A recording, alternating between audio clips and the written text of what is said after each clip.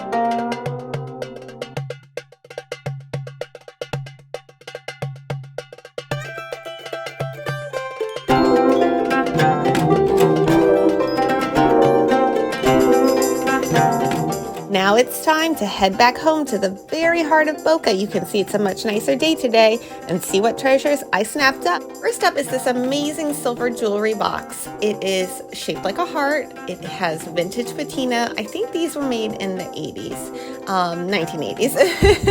And I just think it's adorable with its claw feet, its velvet bottom. It does, like I said, have a lot of patina, so it could be cleaned up, but I decided I think I like the patina because it makes it look older. And I am a sucker for hearts. I just love hearts. So Valentine's Day is very convenient for me this time of the year when there's lots of heart stuff. So you could get this for yourself. Give yourself a Valentine and give yourself a beautiful heart-shaped silver jewelry box. Now on the inside, even the inside of the lid is embossed with a pattern, which is really pretty. And then it is velvet lined. It's a royal blue, or not a royal blue, like a deep navy blue. A deep navy blue indeed. It's just beautiful. Next up is a really cute and sweet and practical treasure. Actually, it's not just a treasure, it is two treasures. I have another one for you to see. Yep, you got it. These look like they could be perfect for Cuban coffees or espressos. And even though there aren't any markings on the bottom, the way the bottom had a texture, it does look like it was thrown by hand. I'm not an expert, but that's how it looked. So next up is a piece of porcelain, a beautiful dish that you might think is kitschy, and I do too, and that's why I like it. The world is a beautiful place to be. So that's exactly why I like it. It does say Holly Hobby on the back, and I did have Holly Hobby themed things when I was a young girl. Let me know if you had any Holly Hobby themed items growing up and what they were. Now we're moving on to something very classic and refined and fun, all in the same item. A beautiful porcelain jewelry dish or trinket dish. Oh, not just one, two hearts. I, again, love hearts. So this is no exception. These are very nice. I've never heard of that brand on the back. I really didn't care one way or the other about the brand because I loved the hearts so much, and they really are refined and they really are sweet and simple. Okay, so yes, I do purchase themed things outside of the time that people are celebrating them. And this snowman caught my eye, even though we are now into February. I mean, he's gonna come back, right? I mean, for some of my northern fans, the snowman might still be there, to be honest, right? As the weather's been running so cold lately. This guy is amazing, heavyweight, just so happy. I think that my daughter would really like these items that I'm going to show you one by one. I think they are really well executed, and I believe that they are a set for enjoying sushi. So there are these small plates, which are really the larger plates of the collection. And I've just shown you two. Now we have three. I love the banding design. That blue is really deceptively simple, because when you really look in on it, it conveys a lot of feeling.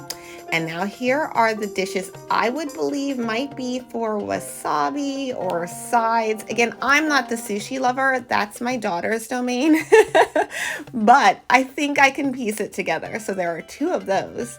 And then last up, these little dishes. I believe those are for the sauces. So if you agree with me or you're more knowledgeable, I would love to be corrected. I think they're amazing. I think that they would make sushi days super fun to have something really elegant and nice. They are marked Japan. Actually, there's one that has a sticker that's still marked Japan on the bottom. Not this one, but they do have an inscription in Japanese, which I do not speak Japanese, so I apologize. But there we go. I mean, do you not find these pretty darn amazing? So cute.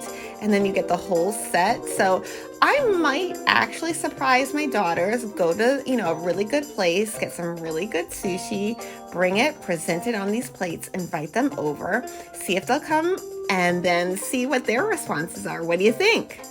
Okay, are you thinking, wait a minute, Tosh, didn't we see all of these pictures yesterday? Well, I did forget to feature this one yesterday, and actually another one coming up next. This one with these precious Yorkies, and they seem to have the various styles of grooming. If you have a Yorkie, please let me know which style of grooming yours is styled like. I would be curious. Aren't they so sweet? The faces, they have so much personality.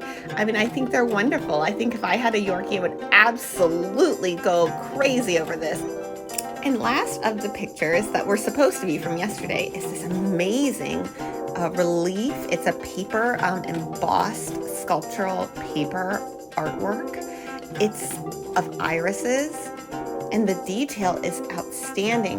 My mother adores irises, so I thought of her immediately when I spotted this, and I had to get it. It looked a little bit like in the store, like, I don't know, I wasn't quite sure, but when I brought it home, it really shone, and the frame complements it so well. the artist, has signed it on the bottom, so it's really cool. Okay, so not at all classy or refined, but totally fun is this vintage Yankee candle holder, ceramic candle holder with this theme of linens or laundry on the line, on a clothesline. I love it. I don't know, the jeans really stood out mostly because everything else is like very flowy and whatnot, and then the jeans are just like, okay, jeans. But it's been used for sure. It has the remnants of the last candle burned in the bottom. I'll probably stick this item in the freezer so that I can remove that wax and then wax. I get tongue-tied sometimes. Remove the wax and then it should be pretty good to go. It was so exciting in the shop when I found these next 3 stoneware pots. These vintage or antique stoneware pots from the Midwest are just amazing. A bean pot. I'm not sure what this larger cylindrical pot is for. I'd probably look it up, but maybe you can tell me. That way I don't have to. No, I'm kidding. I'll do it anyway.